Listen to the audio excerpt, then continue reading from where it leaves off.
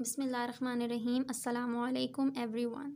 Dear students, this is your science class and I am your science teacher. So let's start our today's task. For this you have to open your science reader books page number 23. Okay students, आज हम करेंगे page number 23 की reading and the topic is how we digest food. खाना हम कैसे हज़म करते हैं, किस तरह जो खाना हम खाते हैं वो हमारी बॉडी जो है वो डाइजेस्ट करती है, किन किन ऑर्गन्स को, किन किन बॉडी पार्ट्स को यूज़ करते हुए डाइजेशन का प्रोसेस होता है. Okay students, let's start reading. You take food into the body through the mouth. Food is chewed in the mouth. You use our teeth to tear and grind hard food and make it into a paste. The tongue helps to mix the food with saliva. Okay students, जो खाना हम खाते हैं, जो खाना हमारी body तक जाता है वो किसके ज़रिए जाता है? माउथ के ज़रिए, मुंह के ज़रिए.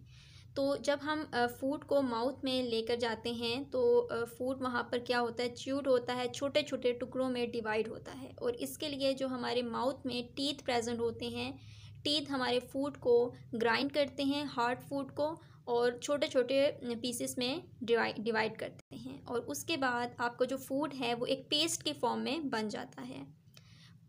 फूड का जो पेस्ट है वो आपकी जो टंग है उसमें जो सलाइवा प्रेजेंट होता है उसके साथ मिक्सअप हो जाता है. ठीक है.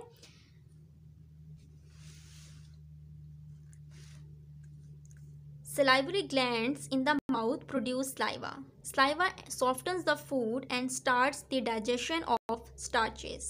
As you swallow, your tongue pushes food down into your throat. आपके माउथ में स्लाइवरी ग्लैंड्स प्रेजेंट होते हैं जो स्लाइवा प्रोड्यूस करते हैं. अब स्लाइवा का फंक्शन क्या होता है कि वो आपके फूड को सॉफ्ट करता है, नरम करता है और डाइजेशन में हेल्प करता है. इसके बाद आपकी जो टंग है वो आपके फूड को पुश करती है नेक्स्ट ऑर्गन की तरफ, मीन्स थ्रोट की तरफ.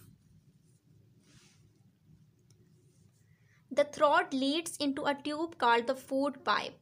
Portions of the pipe contract and relax alternately to push the food forward, and in time it enters your stomach. अब जो आपका थ्रोट है वो फूड को मज़ीद पुश करता है ट्यूब लाइक स्ट्रक्चर में, और वो ट्यूब लाइक स्ट्रक्चर कहलाता है फूड पाइप. अब फूड पाइप में क्या होता है कि फूड पाइप जो है वो सिकुड़ता और फैलता है, और इस तरह से फूड जो है वो आगे की तरफ मूव करता है. और उसके बाद आपका जो फूड है वो फूड पाइप से नेक्स्ट ऑर्गन की तरफ मूव करता है, मीन्स के स्टमक में एंटर होता है. जैसे यहाँ आप डायग्राम में भी देख सकते हैं, ये आपका माउथ है जहाँ पर आपका फूड जो है वो एंटर होता है फर्स्ट. उसके बाद यहाँ पर वो ब्रेक डाउन होता है, उसके बाद स्लाइवा के साथ मिक्स होता है. नेक्स्ट आपकी जो टंग है वो आपके फूड को थ्रोट की तरफ मूव करती है. थ्रोट के बाद आपका जो फूड है ये ट्यूब लाइक स्ट्रक्चर में एंटर होता है, मीन्स फूड पाइप में दाखिल होता है, और इसके बाद आपका फूड जो है वो स्टमक में चला जाता है.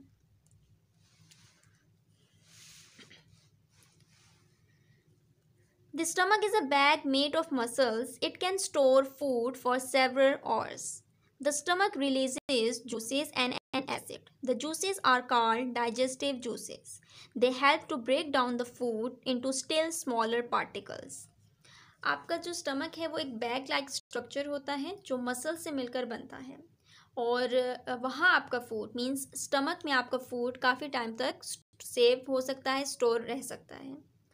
अब स्टमक जो है वो कुछ जूसेस और एसिड प्रोड्यूस करता है, रिलीज़ करता है, और वो जूसेस जो हैं उनको कहा जाता है डाइजेस्टिव जूसेस. डाइजेस्टिव जूसेस का फंक्शन क्या है कि वो आपके फूड को मज़ीद स्मॉलर पार्टिकल्स में डिवाइड करता है, मज़ीद छोटे छोटे टुकड़ों में डिवाइड करता है. The stomach muscles help to churn the food and mix it with the juices. The acid kills harmful germs called bacteria and helps to digest proteins. उसके बाद आपका जो स्टमक में जो आपके मसल्स होते हैं, स्टमक मसल्स, वो आपके फूड को जो है वो बीट करते रहते हैं, घुमाते रहते हैं, और इस तरह बीटिंग के दौरान वो जूसेस के साथ मिक्सअप हो जाता है. अब जो एसिड्स हैं वो क्या करते हैं, उनका फंक्शन क्या है कि वो आपके फूड में जो हार्मफुल जर्म्स होते हैं, जिनको बैक्टीरिया कहा जाता है, नुकसानदेह बैक्टीरिया जो हैं वो उनको ख़त्म करता है, उनको किल करता है, और इसके साथ साथ आपके जो फूड में प्रोटीन्स होते हैं उनको भी डाइजेस्ट करता है।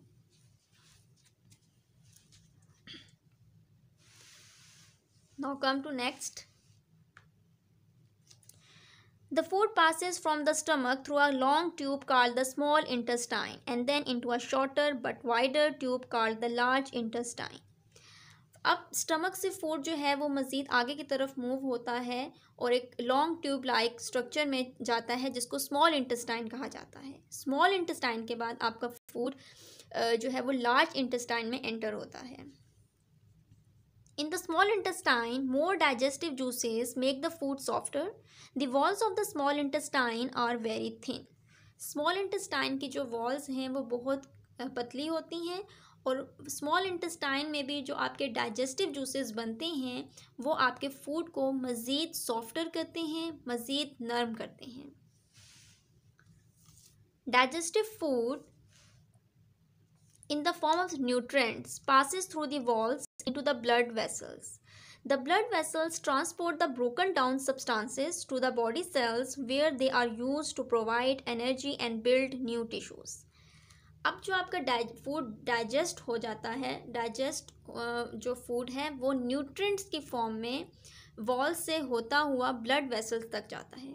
ब्लड वेसल्स में फिर क्या होता है कि जो आपके डाइजेस्टेड फूड है उसके जो सब्सटेंसेस हैं वो आपके डिफरेंट बॉडी सेल्स में जाते हैं, और इस तरह से आपकी बॉडी को एनर्जी मिलती है। इसके साथ साथ आपके बॉडी में कुछ न्यू टिश्यूज़ भी बिल्डअप होते हैं। Some of the things you eat cannot be digested. They pass the large intestine. Here water is absorbed from the undigested food and fiber, and the solid part of it is sent out of the body as feces through the anus. अब आप जो खाना खाते हैं वो तमाम का तमाम आपकी बॉडी को in the form of energy नहीं मिलता, बल्कि कुछ फूड ऐसा भी होता है जो अनडाइजेस्टेड होता है, जो हज़म नहीं होता। अनडाइजेस्टेड फूड जो है वो लार्ज इंटेस्टाइन में जाता है, और उस अनडाइजेस्टेड फूड से वाटर को और फाइबर जो है वो एब्जॉर्ब कर लिया जाता है, और जो सॉलिड पार्ट है फूड का वो आपकी बॉडी से फेसिस की फॉर्म में बाहर निकलता है, और बाहर जिस ऑर्गन से निकलता है उसको एनस कहा जाता है। Now come to this table. Do you know the small intestine is not small at all. If straightened out, it will measure as long as 6 meters. Small intestine जैसा कि इसका नाम है, ये अपने नाम की तरह बिल्कुल भी स्मॉल नहीं होता। अगर इसको बिल्कुल स्ट्रेट करके रखा जाए तो इसकी जो मेजरमेंट है वो 6 मीटर होती है। So students, that's all about today's task. आज आप लोगों ने पेज नंबर 23 की रीडिंग करनी है। फ़र्स्ट ऑफ़ ऑल आपने वीडियो को 2 to 3 टाइम्स देखना है, अपने कंसेप्ट क्लियर करने हैं, और उसके बाद आपने 5 टाइम्स एटलीस्ट रीडिंग करनी है, डिफ़िकल्ट वर्ड्स अंडरलाइन करने हैं और उसके स्पेलिंग याद करने हैं, और उसके बाद आपने डिफ़िकल्ट वर्ड्स जो हैं वो रिटन प्रैक्टिस रजिस्टर पर नोट डाउन करने हैं। इसके साथ साथ आप जैसा कि आप यहाँ देख सकते हैं, आपको एक जो डाइजेस्टिव सिस्टम की डायग्राम दिखाई गई है, इसकी आपने प्रैक्टिस भी करनी है।